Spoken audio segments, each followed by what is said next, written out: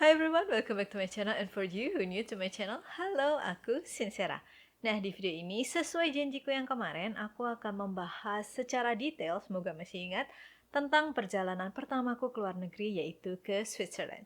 So, without any further ado, let's just dive into the video, shall we?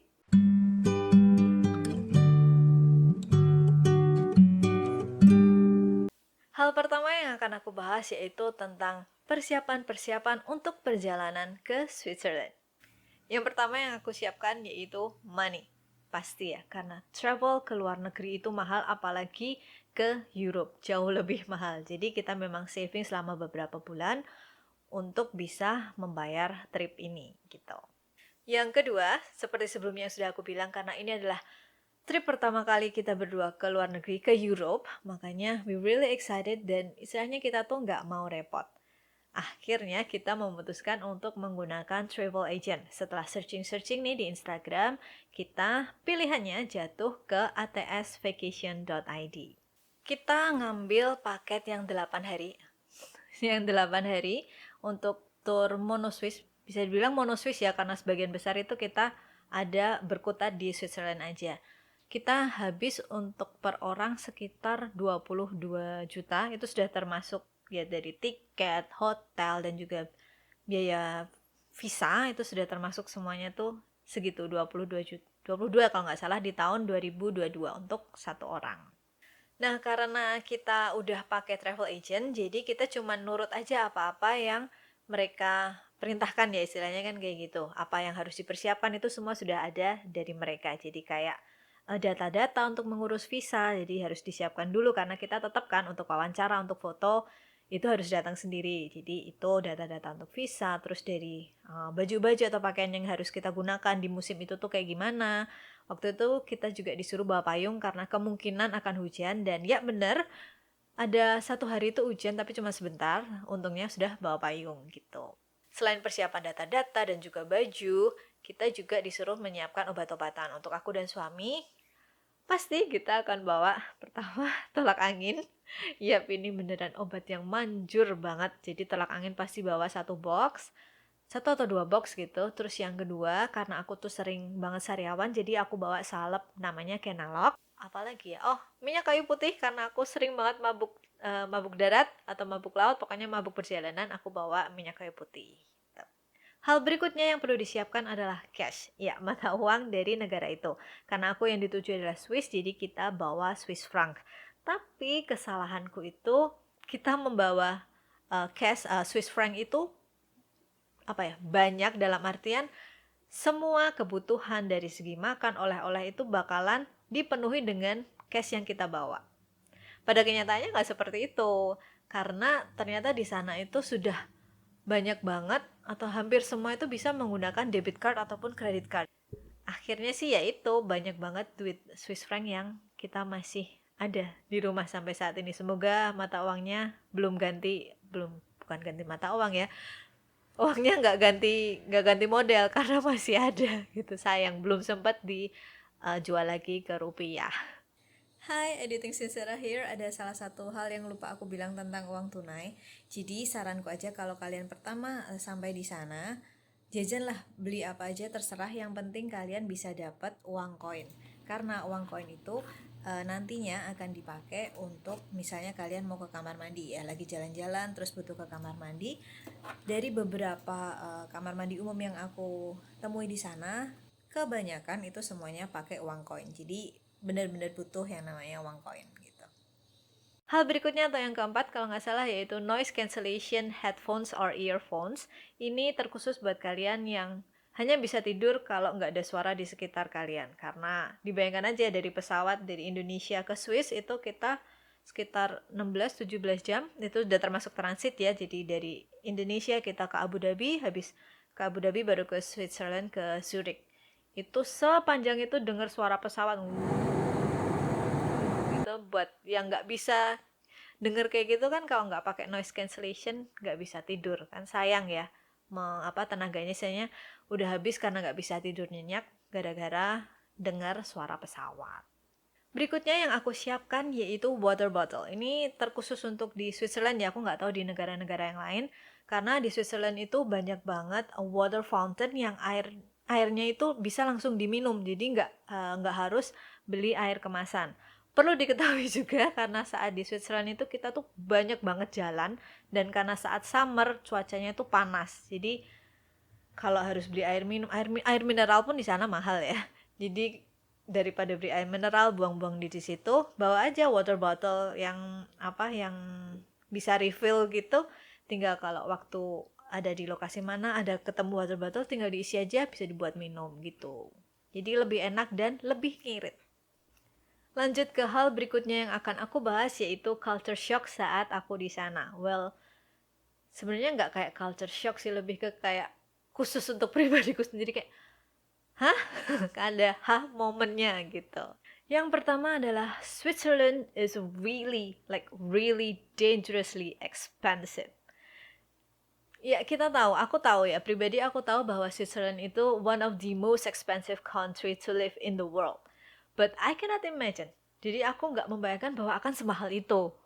Gitu loh. Contohnya aja nih yang beneran sampai sekarang aku masih ingat, yaitu pertama kita landing di sana, kita landing di Zurich, dan kita emang saat itu makan siang di sana. Cuman aku tuh makan siangnya tuh nggak ke resto atau apa, aku makan ke McD. Dan di sana kita beli itu masing-masing ya, satu Big Mac, terus ada French fries, large atau regular, French fries and one Coke. Dan itu kita habis 500.000. Itu aja waktu kan yang beli Habi ya, yang beli suami waktu cerita kaget. Segini makanya habis 500.000. Tapi entah ini sugesti atau tidak, kayaknya sih Big Mac-nya di sana is a bit bigger than in Indonesia.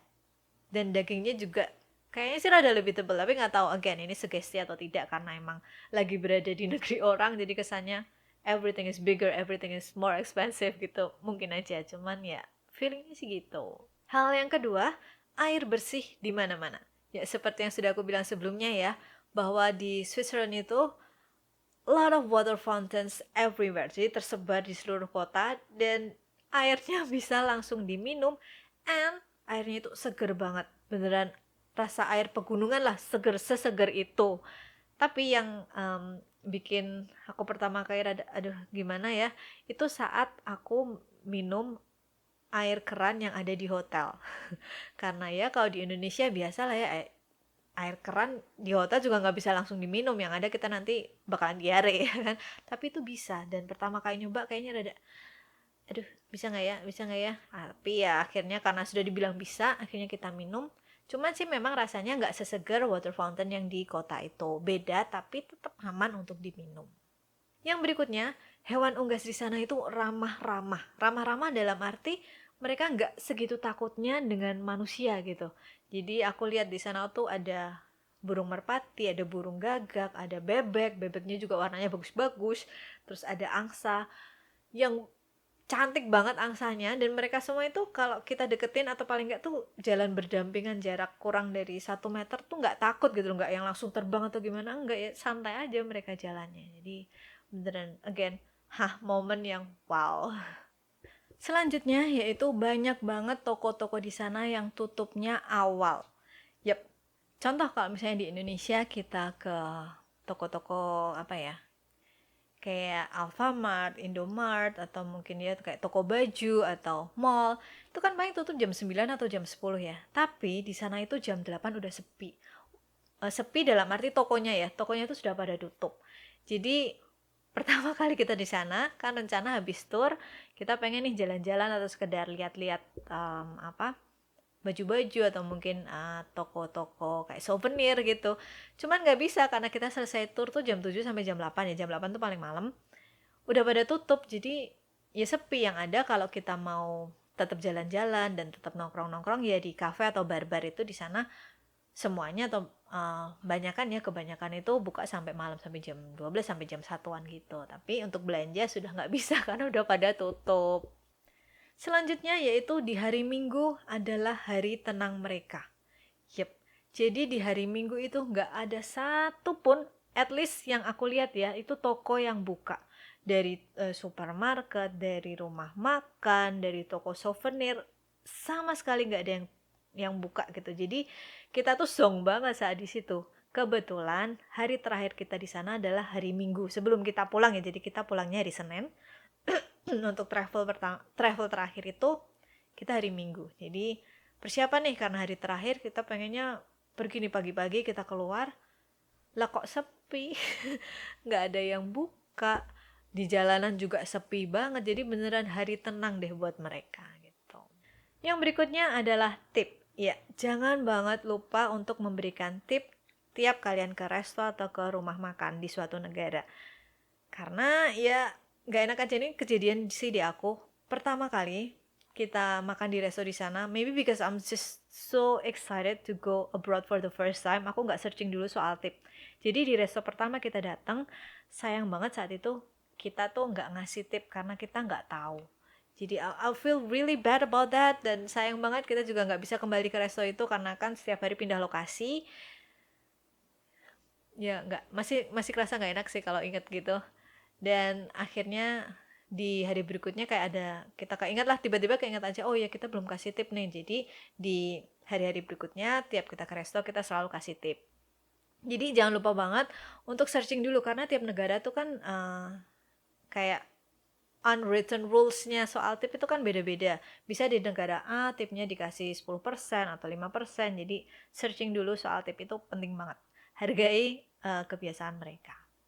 Yang terakhir ini bukan culture shock, lebih ke shocknya aku dan suami, tapi shock in a positive way. My husband has a weak stomach.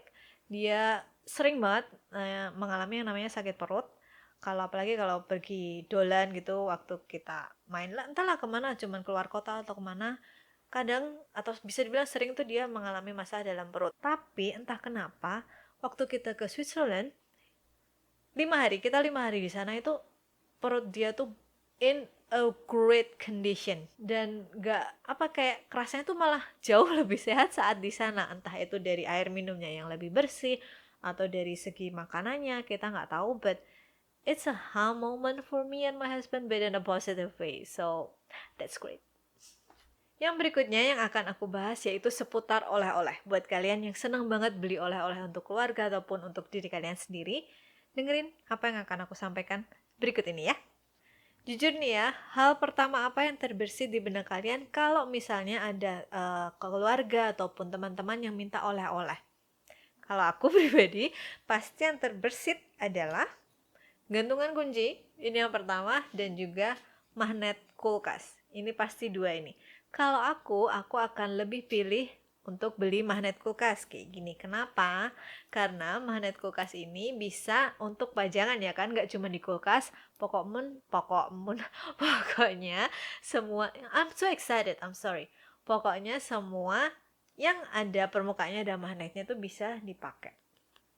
Dan jatuhnya sih kalau menurut aku magnet kulkas ini akan lebih awet ya daripada gantungan kunci, karena kalau gantungan kunci kan dipakai bisa aja jatuh di jalan, kita nggak tahu ya kan. Jadi lebih sayang, masa udah beli jauh-jauh dibawa-bawa jatuh hilang ya kan. Jadi saranku aja kalau misalnya dia minta oleh-oleh, beli magnet kulkas daripada gantungan kunci gitu. Oh ya, satu hal lagi nih, kalau gantungan kunci aku tuh sebenarnya beli banyak nih. Aku juga sempat nyesel sih. Aku beli gantungan kunci kayak gini tuh banyak. Jadi di sini kalian bisa lihat, kalau bisa lihat ya. Ini tuh gantungan kunci semua yang akhirnya aku pajang karena nggak aku pakai untuk menggantung kunci. Ya, you know, you don't know. Tapi kunci di rumah juga nggak sebanyak itu yang harus digantungin satu-satu, akan repot. Alhasil juga akhirnya gantungan-gantungan kunci ini nggak kepake gitu loh, tetap aja di box karena sayang juga, kenapa harus udah beli jauh-jauh masih tetap aku simpen di box. Akhirnya aku jadiin pajangan juga nih di sini gantungan kunci, jadi lebih enak beli magnet kulkas. Yang kedua, tentang oleh-oleh, kalian pasti sudah tahu bahwa Switzerland itu terkenal dengan coklatnya. Jadi sudah merupakan hal yang wajar kalau kita tuh membawa pulang coklat sebagai oleh-oleh maupun untuk dikonsumsi sendiri ya. Dan saranku jangan deh beli di tempat-tempat wisata karena akan jatuhnya tuh jauh lebih mahal dan pilihannya sedikit. Nah, saranku itu beli coklat di supermarket terdekat.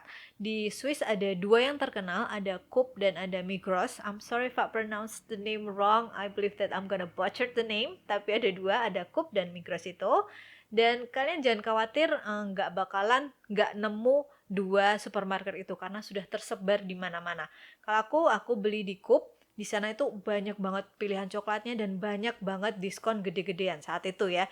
Jadi aku beneran banyak borong itu di situ. Selain coklat, kita juga bisa beli snack-snack yang lain karena itu kan supermarket ya. Jadi ada sereal, ada juga dog food. Aku beli kalau nggak salah 1 dog snack dan anjingku tuh senang banget.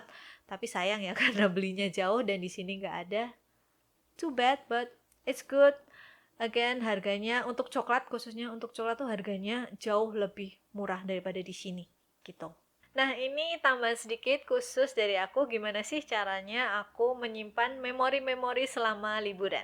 Yang pertama pastinya adalah foto, jadi selain di store atau disimpan di kamera handphone kalian masing-masing, aku juga biasanya ngecetak foto itu dan aku bentuk jadi buku. Nah, ini salah satu contohnya. Jadi ini book one, preparation, Aesop Bold, and Interlaken. Jadi setiap hari itu aku kasih buku yang beda-beda. Dan di sini juga ada, karena ada preparation, jadi pastinya ada tiketnya, tiket pesawat. Terus ini juga foto-foto, sekilas saja ya. Ini ada foto-foto kita waktu di sana. Terus ini yang terakhir aku juga kasih tempelin postcard yang aku beli di sana, jadi bisa dilihat setiap saat gitu. Ini kebiasaanku sih, jadi kalau aku biasa pergi-pergi, setelah pergi aku akan bikin kayak gini foto book ini. Yang kedua, ini aku mungkin bisa dibilang nyampah ya. Jadi buat kalian yang nggak tahu, I'm not a minimalist, I'm a maximalist. Aku suka banget koleksi barang-barang seperti yang bisa dilihat di belakang ini, banyak banget dekorasi-dekorasi yang kecil-kecil gitu, knickknacks gitu. Dan ini adalah salah satu nyampah yang bikin aku happy, yaitu cara ini sebenarnya ini adalah box coklat yang aku beli di Switzerland dan aku potongin kecil-kecil gini untuk kenang-kenangan. Rencananya sih aku pengen bikin kayak scrapbook gitu, tapi sudah setahun lebih belum kesampaian. Jadinya really hope I can do this soon. Jadi ini ada mungkin buat kalian pasti nganggapnya akan kayak nyampah gitu ya, but it makes me happy like I said previously. Lastly, before we end this video, aku punya satu hal yang ingin aku sampaikan, tapi ini pure dari pemikiranku sendiri, jadi kalian bisa dengerin atau kalian bisa anggap sebagai angin lalu, nggak masalah ya. So if you have the research, you have the money, you have the time, please consider to put this into your wishlist. Nggak usah ke Switzerland sih, pokoknya pergi ke luar negeri. Karena dengan pergi ke luar negeri, ya walaupun itu cuma sekali seumur hidup, kalian itu bisa mendapatkan pengalaman yang banyak banget. Kayak aku, walaupun aku cuma ke Switzerland dan aku di sana juga cuma 5 hari, berkutat di sana aja, tapi aku tuh bisa melihat apa ya, banyak hal gitu kayak culture mereka yang berbeda banget dari Indonesia. Jadi di Swiss dengan di Indonesia itu beda banget. Terus juga dari lingkungan, entah dari tata kota, entah dari transportasi yang ada di sana, all of them are different gitu. Jadi beneran ini tuh kalau misalnya pun aku nggak bisa ke sana lagi, walaupun aku masih berharap sampai sekarang bisa ke sana lagi, aku sudah bisa memetik banyak hal yang jadi pembelajaran ataupun pengalamanku untuk seumur hidup gitu loh. Jadi it's not all about the fanciness, nggak cuma sekedar untuk gaya atau untuk foto-foto, tapi jauh dari di luar itu tuh banyak banget yang bisa kita petik gitu. Katanya satu hal tapi kok panjang ya, but ya, that's my point. Itu yang ada di pemikiranku. Again, kalian bisa dengerin, kalian bisa anggap aja angin lalu. So, yeah. Nah, itu tadi videoku seputar perjalananku di Switzerland. Semoga video ini bisa membantu kalian in some ways. And yeah, thank you very much for watching guys and see you in my next video. Bye. Love you all. Mwah.